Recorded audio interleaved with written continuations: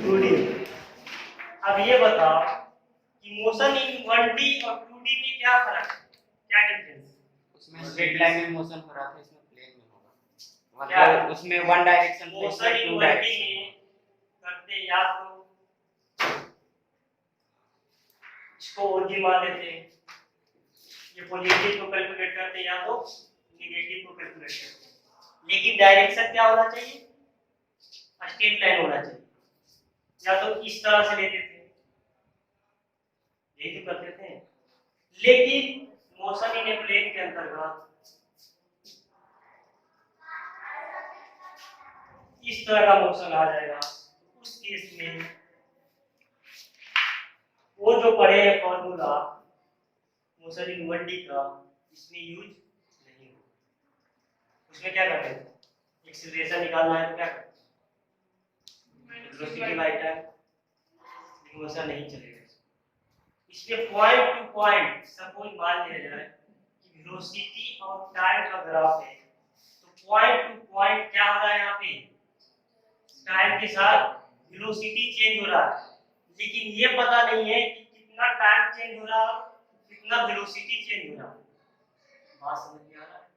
उसमें तो एक फिक्स था कि 2 सेकंड बढ़ा रहे हैं तो 10 मीटर पर सेकंड वेलोसिटी बढ़ रहा है, यदि 4 सेकंड इसमें बढ़ा रहे हैं तो उसमें कुछ और बढ़ रहा है, मतलब कांस्टेंट जा रहा है। लेकिन इसमें क्या है, पॉइंट टू पॉइंट क्या हो रहा है, चेंज हो रहा है। इसका डायरेक्शन पता है क्या, इसका तो डायरेक्शन पता था, टेंजेंशियल होगा इसका डायरेक्शन पता था कि जब भी ये रन करेगा तो एक ही डायरेक्शन में करेगा या नहीं करेगा, लेकिन इसका डायरेक्शन कुछ भी नहीं है।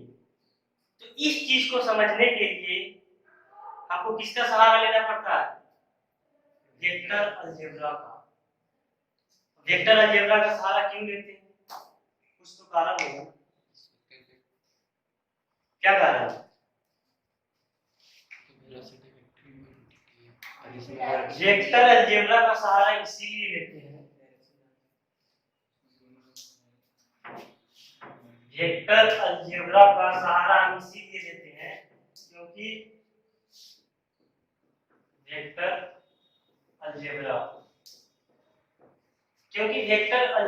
से हमको डायरेक्शन भी पता चल रहा है और मैग्नीट्यूड भी पता चल रहा है। ठीक है, वेक्टर अलजेब्रा फिजिक्स का वो पार्ट है जिसमें हम डायरेक्शन और मैग्नीट्यूड दोनों को इसमें पता कर सकते हैं। इसलिए मोशन इन ए प्लेन पढ़ने से पहले आपको वेक्टर अलजेब्रा पढ़ना बहुत जरूरी है। ठीक है, इसके बिना ये अधूरा, जब तक ये नहीं समझ में आएगा मोशन इन ए प्लेन नहीं समझ में आएगा। बात समझ में आया, कुछ दिमाग में घुस रहा है, जा रहा है अंदर कुछ, अभी तक जो भी पढ़े मोशन इन 1D वो तो सिंपल था, स्ट्रेट लाइन में गया, वेलोसिटी निकालना था, एक्सीलरेशन निकालना था, तो सब चीज हम देख चुके। इसलिए हम स्टार्ट कर रहे हैं vector algebra. Vector algebra, vector algebra के अंतर्गत दो चीज आता है, एक आता है स्केलर क्वांटिटी, स्केलर क्वांटिटी, और दूसरा आता है वेक्टर क्वांटिटी।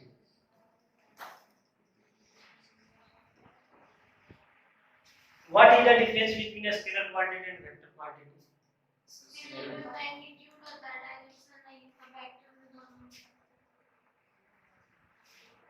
कुछ सही बोली है according to 10th class, 10th class के अकॉर्डिंग कुछ सही बोली है, लेकिन यहाँ थोड़ा 11th क्लास में गई है तो थोड़ा इसमें आप कुछ इंक्लूड है।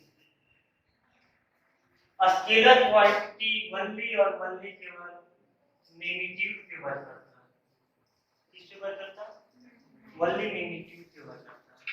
लेकिन वेक्टर क्वांटिटी जो है मैग्नीट्यूड प्लस डायरेक्शन प्लस और क्या, ये तो 10th क्लास में पढ़ चुकी है, इसमें कुछ ऐड करने की जरूरत है, बताओ। नहीं, vector law. Good, vector law.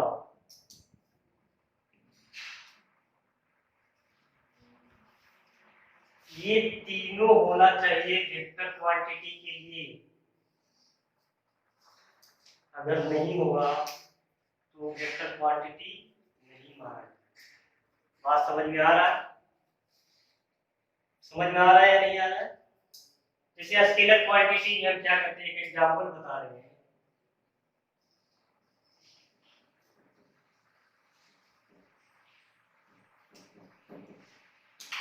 ये 4 kg है और 2 kg, इसको किसी बैग में रख लें, इसको किसी बैग में रख लें, ये 2 kg का हो गया, ये 4 kg का, इसका मैग्नीट्यूड कितना होगा? 6 kg। अलजेब्रा के अनुसार क्या होगा? 6 kg।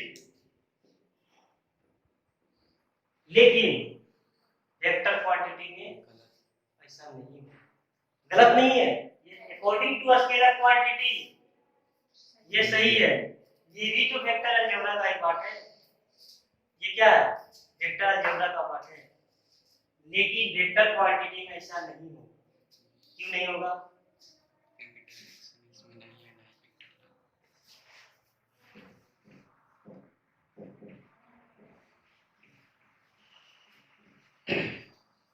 इसमें कितना 4 न्यूटन का फोर्स इधर लगा रहे हैं, इसका मैग्नीट्यूड कितना होगा? अलजेब्रा के अनुसार कितना होगा? अलजेब्रा के अनुसार बताओ, सुनो तो पहले, सिंपल मैथमेटिक्स में क्या पढ़ते थे? 4 + 2 = 6, लेकिन according to vector quantity it's wrong. क्यों रॉन्ग है? रॉन्ग क्यों है बताओ, क्यों रॉन्ग है? ना तो वेक्टर लॉ का एडिशन यहाँ पे कुछ हुआ है, यहाँ पे वेक्टर लॉ फॉलो नहीं हो रहा है, जबकि डायरेक्शन भी 2 डायरेक्शन में फोर्स लग रहा है, एक इस डायरेक्शन में और इस डायरेक्शन। एक करंट का एग्जांपल ले रहे हैं, करंट क्या है? स्केलर या वेक्टर? स्केलर है, 2 एम्पीयर जा रहा है, एक वायर को 3 एम्पीयर की है, तो यहाँ से करंट कितना जाएगा? ये 2 एम्पीयर है, करंट कितना जाएगा? कितना बताओ? 3 एम्पीयर का इस डायरेक्शन से जा रहा है, 2 एम्पीयर का इस डायरेक्शन से जा रहा है, कितना जाएगा? 5 एम्पीयर का करंट जा रहा है, जबकि करंट क्या होना चाहिए? इसका मैग्नीट्यूड भी बता रहा है, डायरेक्शन भी करंट का पता होता है, करंट का पता होता है कि नहीं? इस डायरेक्शन में जा रहा है, इस डायरेक्शन में जा रहा है, इस डायरेक्शन में जा रहा है, पता होता है ना? लेकिन वेक्टर लॉ को फॉलो नहीं कर रहा, इसलिए करंट क्या है? Scalar quantity. बात समझ में आ रहा है? समझ में आ रहा है? लिख लो, कुछ एग्जांपल लिख लो स्केलर क्वांटिटी का। Distance, speed, current, vector quantity का लिख लो। वेक्टर लॉ का सब एक ही बार पढ़ देगी? नहीं, वो बता देंगे, सब बताएंगे, टाइम आगे तो सब बताएंगे, सब ये तुमको हरदम बता रहे हैं कि इसको 10th क्लास से कंपेयर मत करो, तुम्हारा एक टॉपिक नहीं छूटेगा, और कोई ऐसा टॉपिक है तुमको ऐसा नहीं लगेगा कि सर ये बता रहे हैं कंसेप्ट अलग दे रहे हैं, कभी नहीं लगेगा। पढ़ते जाओ, वेक्टर लॉ जिस समय बताने का है उसमें खुद पता चल जाएगा, ठीक है? इसका लिखा एग्जांपल, डिस्प्लेसमेंट वेलोसिटी, एक्सीलरेशन।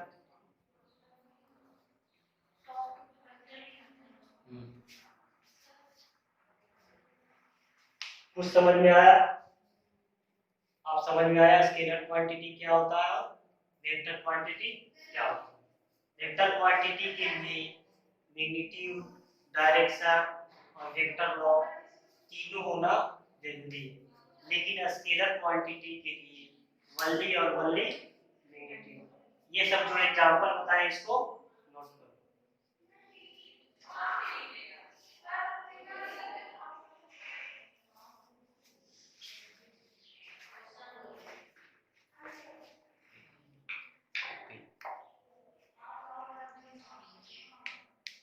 मेरा अब वेक्टर को रिप्रेजेंट हम कैसे करते हैं? किस तरह से वेक्टर को हम एक रेडियो लगाकर वेक्टर को किस तरह से हम रिप्रेजेंट करते हैं? इसमें कुछ भी प्रॉब्लम हो तो बोलना कि सर यहाँ समझ में नहीं आ रहा है, क्योंकि अब 1D यूनिट डायमेंशन जो खत्म हुआ है, अब क्या है कि वेक्टर से ही रिलेटेड सब चीज आएगा। वहाँ मैथमेटिक्स के अंदर आप जितना भी पढ़ेंगे सब वेक्टर से ही रिलेटेड आएगा, इसलिए इसको समझना, इस टॉपिक को समझना बहुत जरूरी है। अभी हम बोल रहे थे वेक्टर को किस तरह से हम रिप्रेजेंट करेंगे। 5 किलोमीटर है, ये क्या है? वेक्टर है, तो क्या बोलेंगे? डिस्टेंस या डिस्प्लेसमेंट?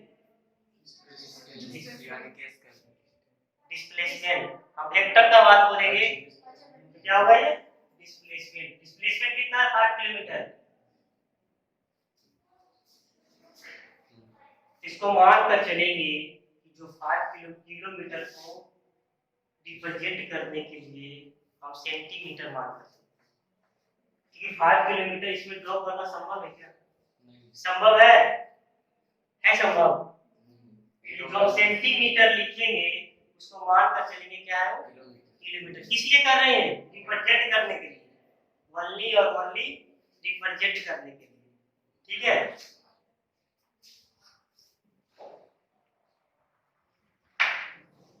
ये क्या है? 5 सेंटीमीटर। एक एग्जांपल और उठा लो।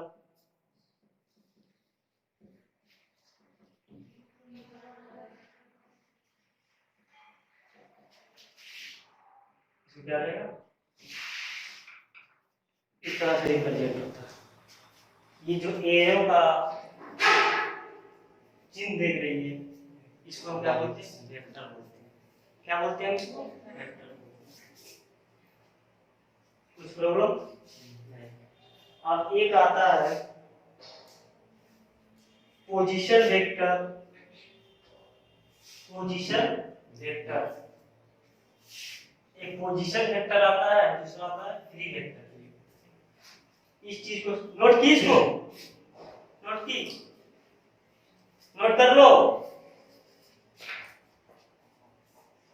एक पोजीशन वेक्टर,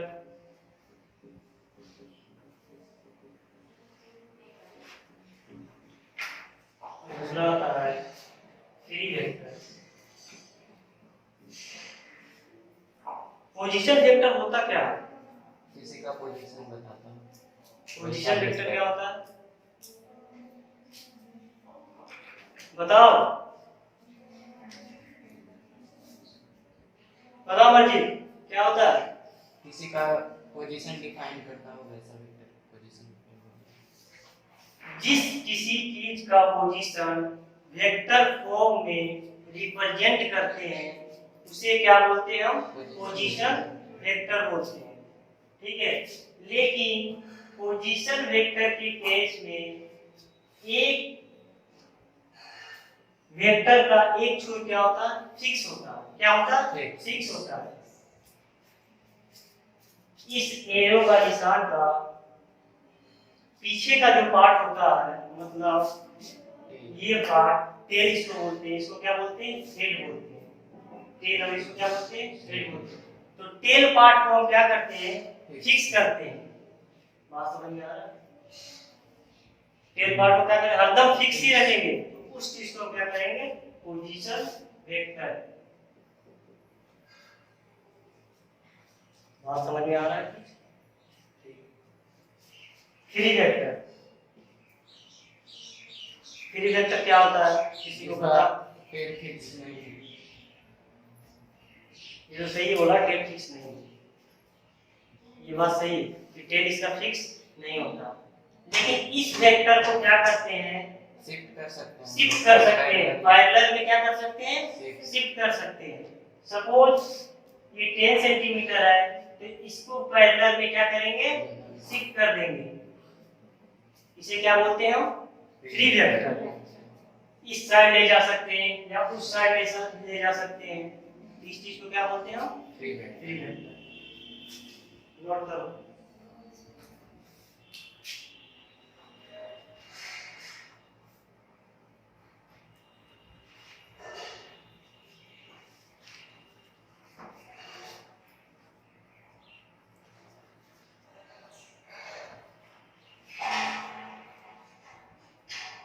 एक बात आता है डिस्प्लेसमेंट का,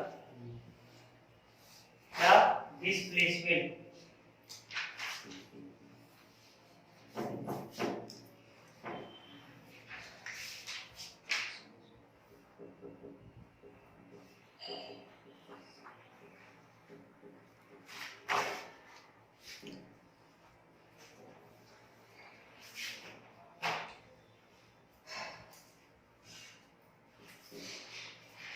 ये तो पता है ना, नॉर्थ साउथ ईस्ट वेस्ट। इसमें कोई किसी को कंफ्यूजन है, कंफ्यूजन है नहीं है ना?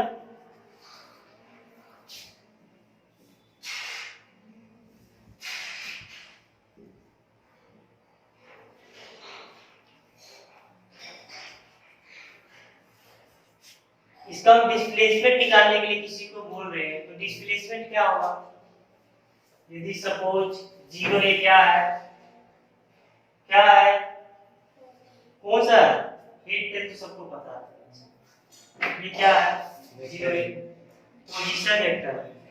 क्या है ये, पोजीशन वेक्टर। ये 0 ए को क्या किए हम, शिफ्ट कर दिए 0 पे, तो इसका डिस्प्लेसमेंट कितना होगा, A to B। बताओ। A to B का डिस्टेंस। कृतिका सब सो रही है क्या, क्या होगा, ए टू बी। डिस्प्लेसमेंट निकालने के लिए क्या करते हैं हम, क्या करते हैं, भूल जाओ सब। डिस्प्लेसमेंट निकालने के लिए क्या करते हैं, final position minus initial position. तो फाइनल पोजीशन इसका क्या है, शिफ्ट किए हैं डी,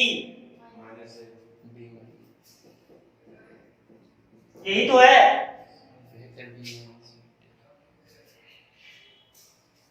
तो डिस्प्लेसमेंट कितना हो गया, ए बी, कितना हुआ, A B.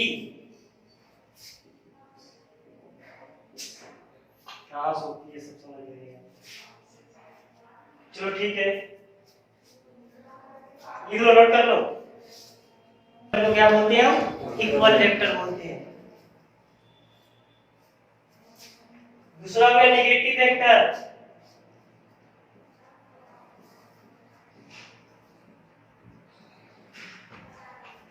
Negative vector, negative vector क्या करेंगे, इसको पता है, एक दूसरे के क्या होगा, अपोजिट साइड होगा। ए बी,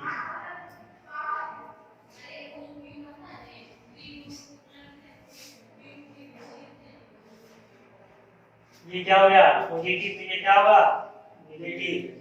बात समझ में आ रहा है, इसे क्या बोलते हैं हम, नेगेटिव वेक्टर। हाँ, नेगेटिव जब मोड लगाने को सब पता है, सब पता है, तो लिखते हैं जब मोड लगाने के बाद। तीसरा, modulus of A vector.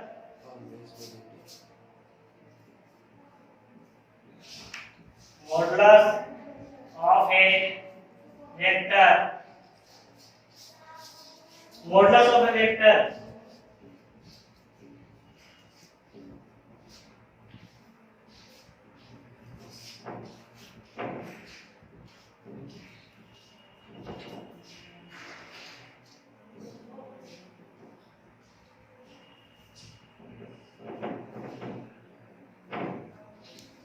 Modulus of A vector क्या होता है? बताओ।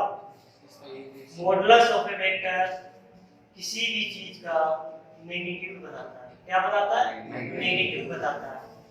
इसको शो करने के लिए हम क्या करते हैं? मोड लगाते हैं। ये क्या है? मोड। इसको क्या बोलते हैं? Mode. Modulus of A vector हरदम पॉजिटिव शो करता है। मोड लगाने के बाद क्या हो जाता है? टर्म पॉजिटिव हो जाता है। ये सब कंसेप्ट जो भी दे रहे हैं उसको या तो कंसेप्ट की तरह रखो या तो रख दो। ठीक है।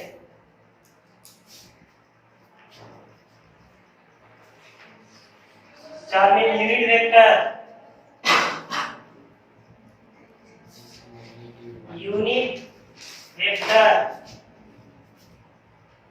इसको रिप्रेजेंट बोलते हैं। इसको बोलते हैं एक कैट।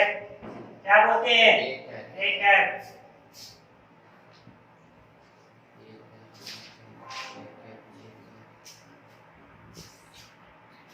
यूनिट वेक्टर इसको रिप्रेजेंट करते हैं एक कैट। इस तरह का टोपी रहता है पे, इसलिए क्या बोलते हैं इसको? एक कैट। इसको इस तरह से रिप्रेजेंट करते हैं। वेक्टर ए को रिप्रेजेंट करता है तो क्या करेंगे? Vector A by magnitude of vector A. इसका वैल्यू कितना होता है? 1। मैग्नीट्यूड 1। मैग्नीट्यूड कितना होता है इसका? 1 होता है।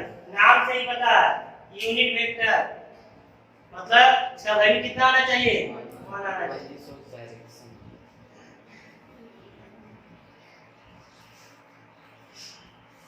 पांचवा फिक्स्ड वेक्टर दिल्ली सब।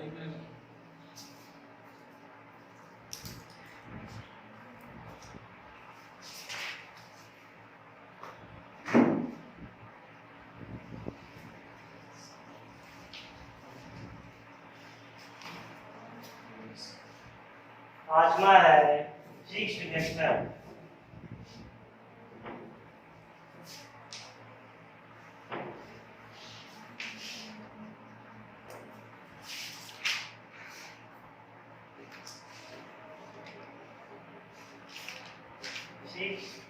वेक्टर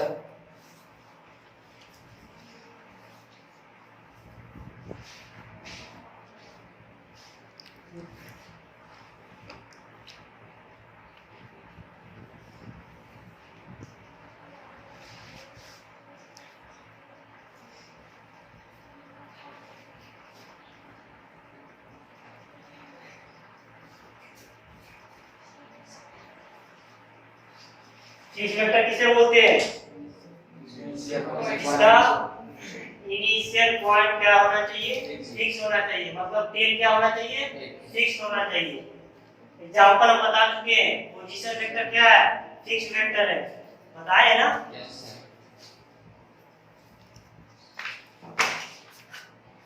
छठा टेल वेक्टर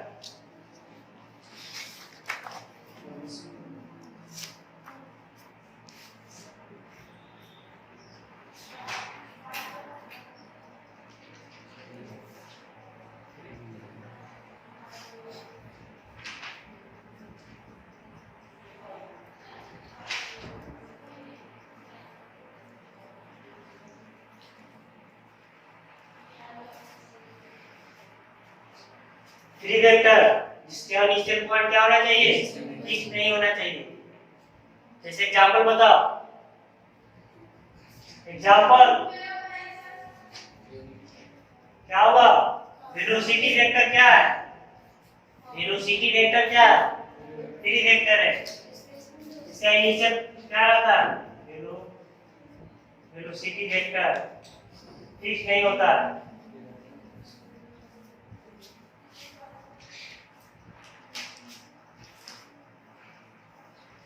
लीली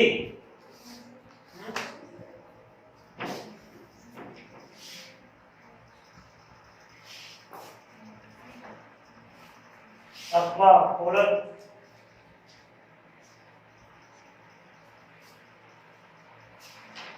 कोलिनियर वेक्टर ये लिखानी है ना? Yes sir. Collinear vector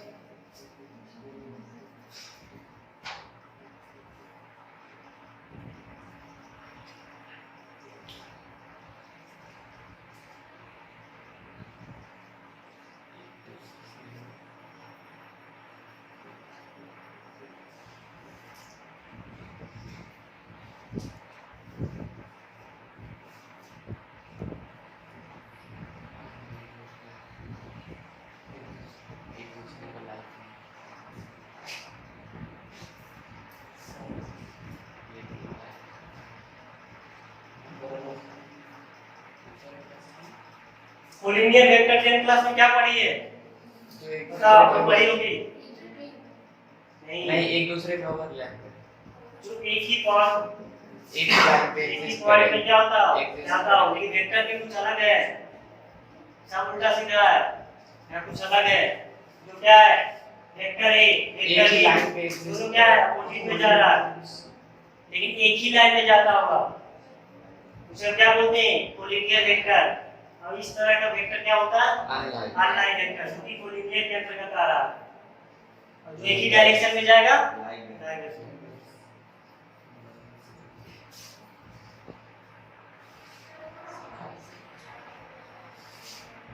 8वां coplanar vector.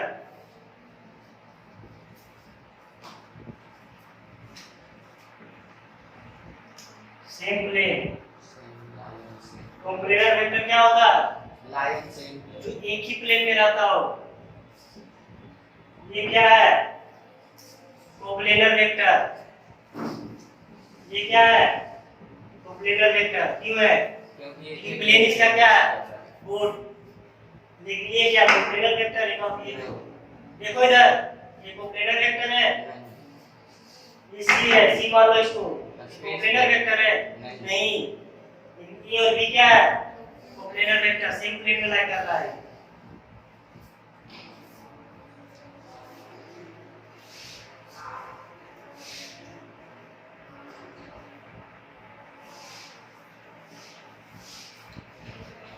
को इनिशियल वेक्टर बताओ, इसका इनिशियल पॉइंट क्या हो?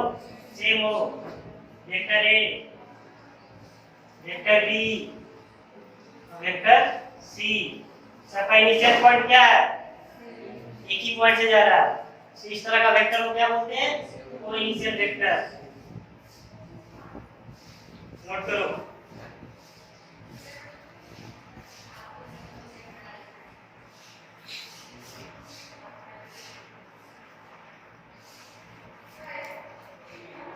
समझ में आ रहा है? सब को जा रहा है? नहीं ना?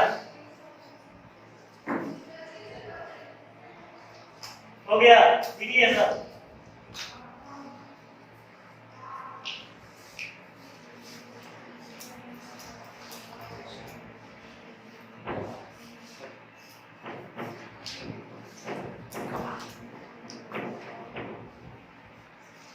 कितना पॉइंट हो गया? 9।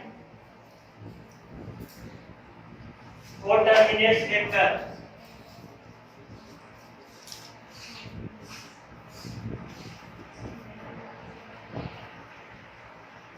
क्या होगा? बताओ। एक ही जगह। इसका टर्मिनल पॉइंट क्या होना चाहिए? एक ही जगह होना चाहिए। टर्मिनल पॉइंट क्या होता है? लास्ट। मतलब हेड क्या होना चाहिए? एक ही सेम जगह होना चाहिए। जैसे देखो, vector A, vector B, vector C, सबका टर्मिनल पॉइंट क्या है? एक ही है।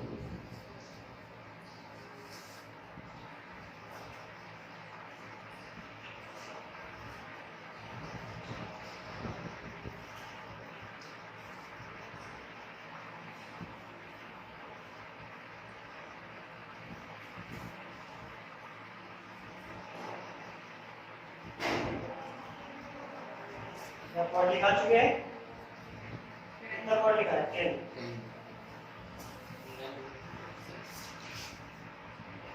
अब एक आता है पोलर वेक्टर।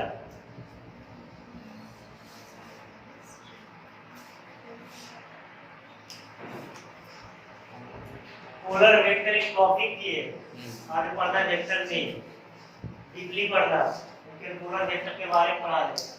ठीक है?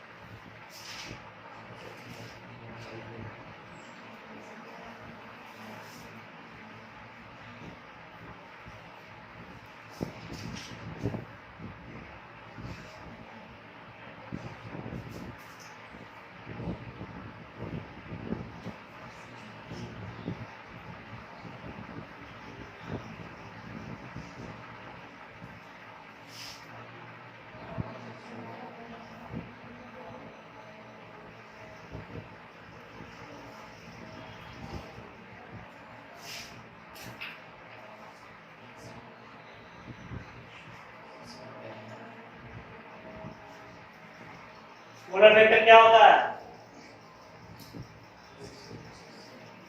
इसका स्टार्टिंग पॉइंट होना चाहिए, ठीक है।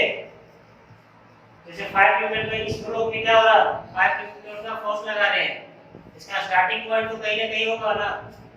तो इस तरह के वेक्टर को क्या बोलते हैं? Polar vector. एग्जांपल फोर्स या वेलोसिटी। वेलोसिटी का भी तो स्टार्टिंग पॉइंट होता है या नहीं होता? होता है, कहीं से भी तो स्टार्ट करेंगे वेलोसिटी, तो क्या होगा स्टार्टिंग पॉइंट। तो वेलोसिटी क्या है, कौन सा वेक्टर है? Polar vector. याद कर लो, क्योंकि ऑब्जेक्टिव टाइप क्वेश्चन भी आ जाता है कि वेलोसिटी किस तरह का वेक्टर है, तो पोलर वेक्टर, जिसका स्टार्टिंग पॉइंट होना चाहिए।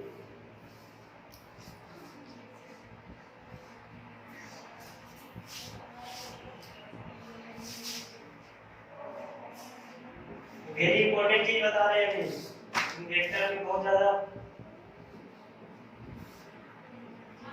Axial vector.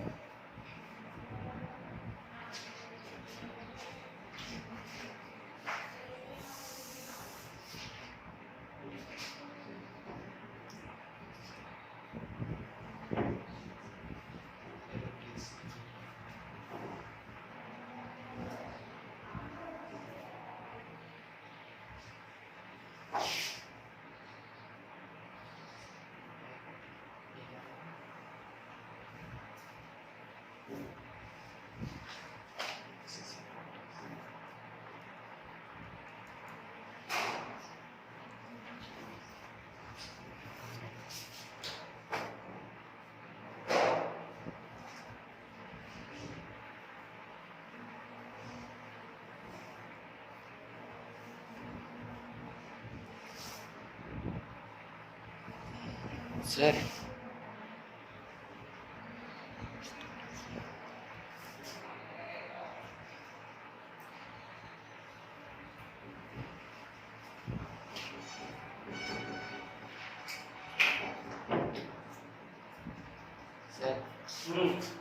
internal space running out of it and declined our performance.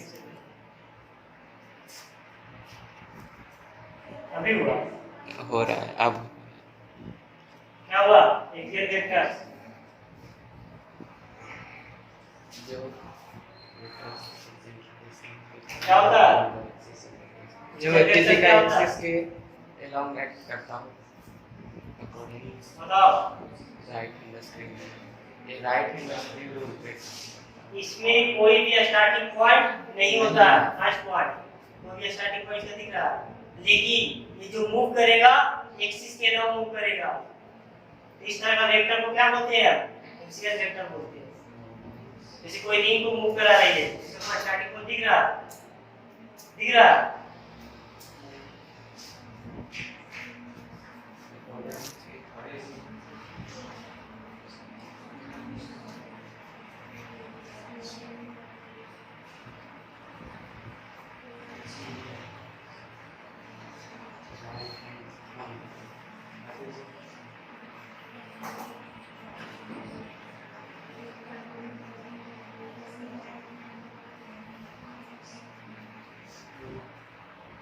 हो गया, लास्ट टॉपिक है वेक्टर का। टॉपिक का मतलब है कि तो बता रहे types of vector. Null vector और जीरो वेक्टर।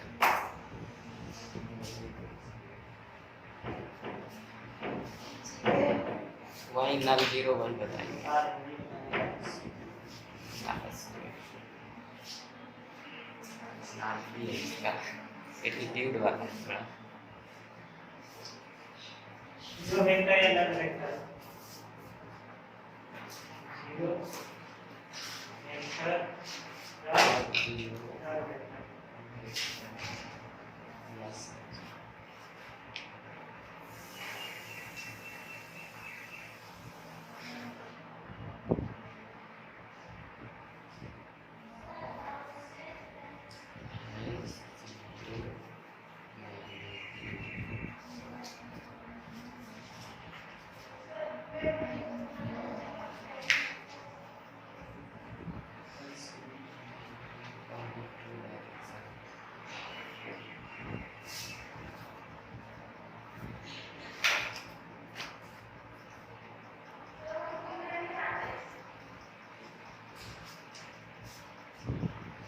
जीरो वेक्टर इसको हम क्या बोलते हैं? नल वेक्टर ही बोलते हैं। बहुत सारे बुक में नल वेक्टर दिया हुआ रहेगा, तो कंफ्यूजन में बताना कि नल वेक्टर क्या होता है। जीरो वेक्टर को ही नल वेक्टर बोलते हैं। इसका मैग्नीट्यूड क्या होना चाहिए? जीरो होना चाहिए। इसे क्या बोलते हैं? जीरो वेक्टर या नल वेक्टर। सपोज ए का वैल्यू दिया हुआ है 5 किलोमीटर, डिस्प्लेसमेंट दिया हुआ है, बी का कितना दिया हुआ है? ए माइनस बी करेंगे तो क्या? जीरो। ये जीरो क्या वेक्टर है।